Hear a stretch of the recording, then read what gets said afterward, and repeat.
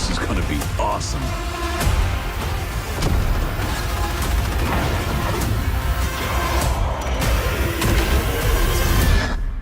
Form up! The weighty, cover-based shooting, the cinematic presentation, and those iconic chainsaw bayonets. You know what I'm talking about. Nearly 2 decades later, Gears of War Reloaded brings the original back once more, this time not only for Xbox and PC, but for PlayStation 5 as well. And while this latest version preserves the gritty, tactile feel that made the series legendary, it also stumbles in unexpected ways, especially when it comes to visual identity. So let's dig deep into what Reloaded gets right, where it falters, and how it fits into the legacy of Gears of War. The feel of Gears still hits hard. The heart of Gears of War has always been how it feels in your hands.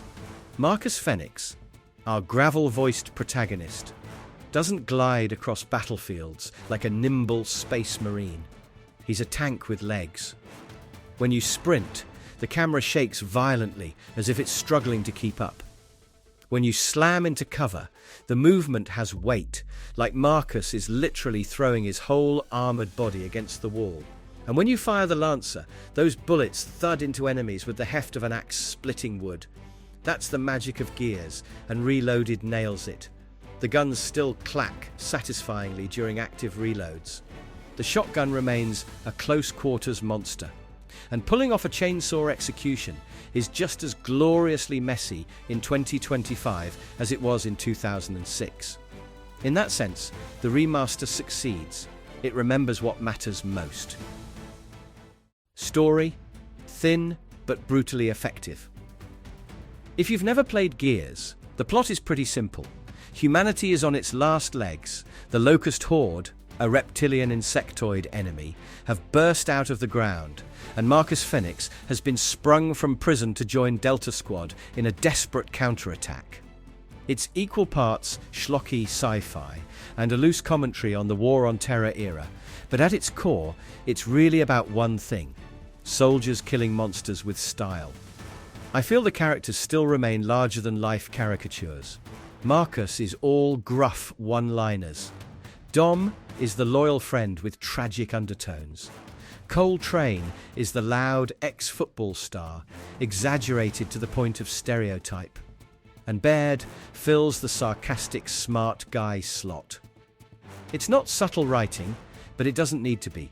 Gears was never about quiet nuance. I mean, it's about bonding with your squad in between bouts of blasting aliens into pulp. What I think makes the story stick are the settings.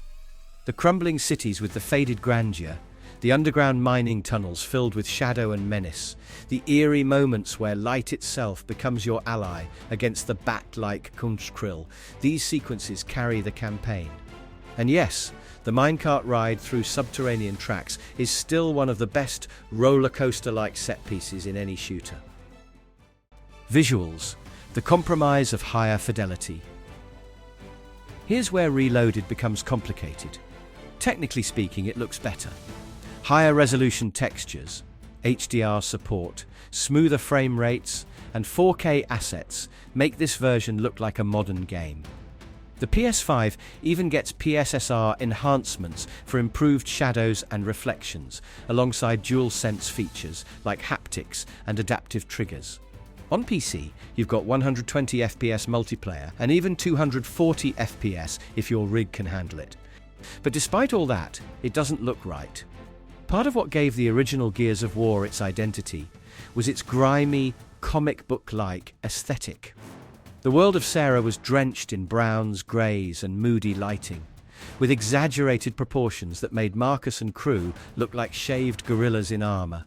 That look carried weight and grit, even if it came from the technical limitations of the Xbox 360. Reloaded brightens things up.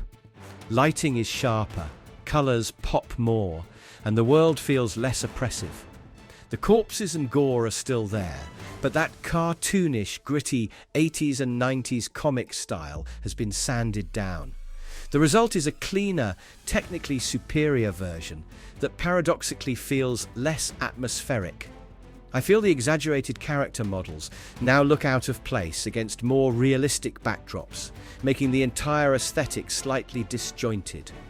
If Ultimate Edition in 2015 reimagined Gears in a way that respected its original look, Reloaded feels like it's lost something vital in translation. Technical performance and Day 1 patch. Like most modern releases, Reloaded launched with a required Day 1 update. On PS5, the patch fixed fire texture bugs, crashes, and controller quirks. It also added performance improvements across both consoles and PC, addressed input issues with handheld devices, and corrected DualSense connectivity bugs on PC. Once patched, the game runs smoothly. Campaign mode hits 60 FPS on consoles, a leap over the original's 30 FPS, while multiplayer pushes up to 120 FPS with VRR support. Loading times are dramatically shorter, and the sound design benefits from Dolby Atmos support, which adds even more punch to gunfights. That said, a few bugs remain. Checkpoints sometimes spawn you facing odd directions. AI companions occasionally freeze in doorways or rush suicidally into krill-infested darkness. Enemy pathfinding can hiccup, leaving locusts awkwardly stuck in cover. None of these are game-breaking, but they remind you this is a remaster with some rough edges. Gameplay adjustments. The core campaign is unchanged, 5 acts, about 6 to 7 hours, filled with one shootout after another. What's different are the small touches. Active reload timing feels sharper. Adaptive triggers on PS5 add resistance when firing heavy weapons or hopping on turrets, though some players may find the feedback overdone. Thankfully, these features can be toggled off. Screen shake during the iconic roadie run has been preserved, keeping that chaotic feel of sprinting while half blind. But if it makes you queasy, there's an option to reduce or disable it. More control options overall, from remapping inputs to audio tweaks, show the Coalition's effort to modernize usability without altering fundamentals. Unfortunately, AI companion performance feels downgraded compared to Ultimate Edition. On hardcore difficulty, squad mates go down constantly, forcing you to babysit them. Watching Dom charge into Krill, only to be shredded instantly, is more frustrating than immersive. On higher difficulties, this undermines the experience, pushing players toward co-op if they want a balanced challenge. Multiplayer, classic Gears with minor upgrades. Multiplayer hasn't changed dramatically since Ultimate Edition. The same maps and modes return, but with higher frame rates, 60 Hz, dedicated servers, and remastered lighting and effects. On consoles, the jump to 120 FPS makes combat smoother than ever, and PC players with powerful rigs can push even further. Weapon tuning has been adjusted slightly, most notably perfect active reload damage is now fixed, preventing abuse. The Nasher shotgun, long a centerpiece of competitive Gears, has also seen refinements. The Coalition promises ongoing adjustments based on feedback, so balance will likely evolve post-launch. Crossplay and cross-progression ensure no matter what platform you're on, you'll have a healthy pool of players to fight with or against. And yes, couch co-op is still included, a rarity these days, and a welcome one. Extras and fan rewards. Reloaded doesn't skimp on bonus content as well. Collectible COG tags in the campaign unlock pages from 5 issues of the Gears of War comic, letting players dig deeper into the lore.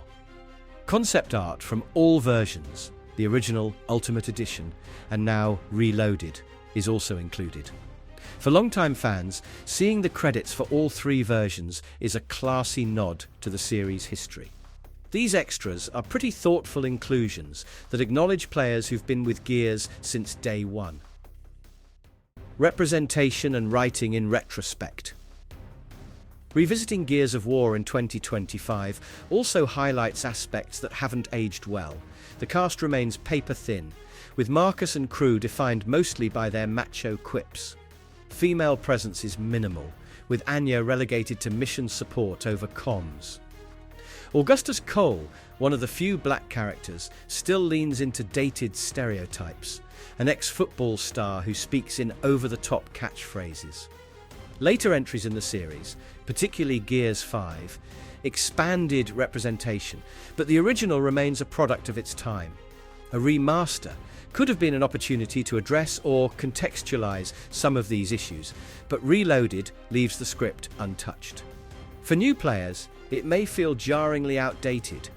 For veterans, it's a reminder of how far the franchise has evolved. So where does that leave Gears of War Reloaded? On one hand, it's still one of the most satisfying third-person shooters ever made. The cover mechanics, the gunplay, the grotesque joy of chainsaw executions, all of it remains thrilling nearly 20 years later. The technical upgrades, higher frame rates, HDR, DualSense support, faster loading, make it more playable than ever. And with cross-play and cross-progression, this will likely be the go-to version for multiplayer going forward. But on the other hand, something has been lost. The higher fidelity visuals strip away much of the original's gritty comic book charm. The AI feels weaker than in earlier remasters, and the unchanged, paper-thin writing stands out more starkly in 2025. If you're a newcomer, Reloaded is still worth diving into. It's a foundational piece of modern shooter design, and nothing else quite feels like Gears. But if you've played it since day one, who played both the original and Ultimate Edition, you may find yourself wishing this version carried over more of the series' original grit and less of its compromises. Gears of War Reloaded is a technically solid but aesthetically compromised update. It plays great, it feels great, and it offers the definitive multiplayer experience. But in brightening up its world, it loses part of the grimy soul that made the original unforgettable.